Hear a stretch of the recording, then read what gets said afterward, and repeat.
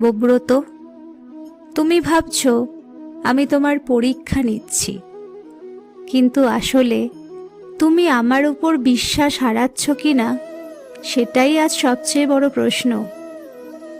দেবব্রত জিজ্ঞেস করলেন, প্রভু, তবে আমার ভুল কোথায়? ভগবান শান্ত কণ্ঠে বললেন, তুমি ধর্ম করেছ ঠিকই, কিন্তু ফলের আশায়।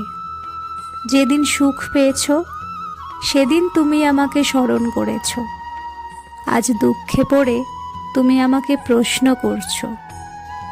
ভগবান আরও বললেন, তোমার আশ্রম পুড়ে গেছে, কারণ তুমি আশ্রমকে আঁকড়ে ধরেছিলে, আত্মাকে নয়। শিষ্যরা চলে গেছে, কারণ তুমি শিক্ষা দিতে চেয়েছিলে, পথ দেখাতে নয়।